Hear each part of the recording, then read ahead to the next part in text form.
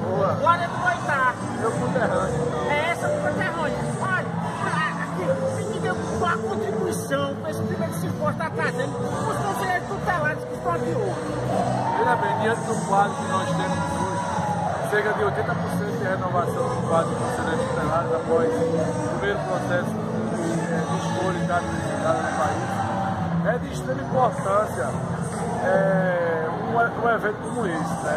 Haja vista a dinâmica que foi adotada no dia a dia. Nós tivemos mini-cursos com os temas mais variados, de alta relevância, e tivemos a grande plenária, né?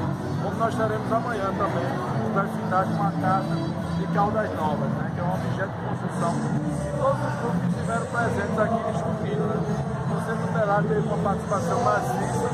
Eu acho que a organização está de parabéns por ter feito a dinâmica da democracia participativa, e eu acho que nós que estamos na base, que sabemos o dia a dia da atividade do Conselheiro Tutelar, e temos mais aqui pautado não só os órgãos públicos, como a sociedade em geral, dizer qual é o papel do Conselheiro Tutelar, qual a necessidade do Conselheiro Tutelar através do seu dia a dia, do seu município.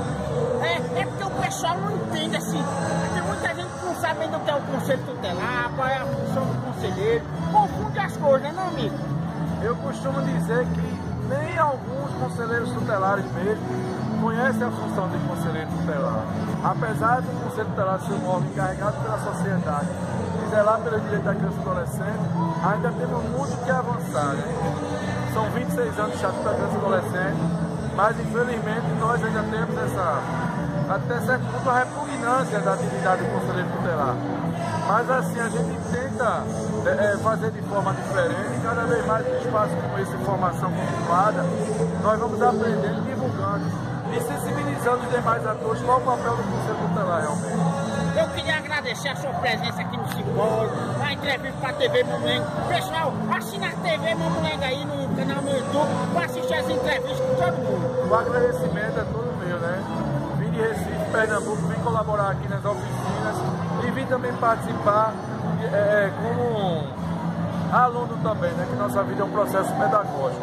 A gente repassa as experiências que a gente tem em algum tempo e aprende outros também, né? Fico muito grato e de antemão posso dizer que outros convites como esse estarei aberto a acatar. Eita, pois muito obrigado, meu amigo, e vamos lá, botar boneco, Deus direito da criança e da adolescente.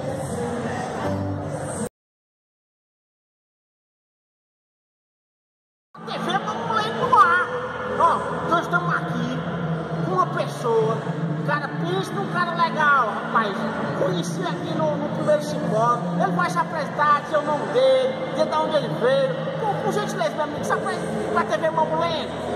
Olá, meu nome é Romero Silva, eu sou de Recife, Pernambuco, militante do direito da criança e do adolescente, do Centro de Defesa, professor da Escola de Conselho, conselheiro estadual de Direito da Criança e do Adolescente. Para mim é um prazer enorme estar nesse evento, compartilhando experiência e acompanhando tudo isso que está acontecendo aqui. É isso aí. Romero, vou dizer um negócio para você.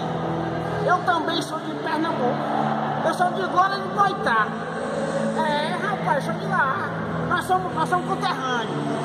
Mas me diga aqui, me fala, hoje eu estava assistindo seu mini curso hoje, sua fala, achei importante. Eu queria que você falasse aqui pro pessoal da TV Mamulengo, que você transmitiu hoje no mini curso. Qual é o assunto, qual é o tema que você estava palestrando hoje?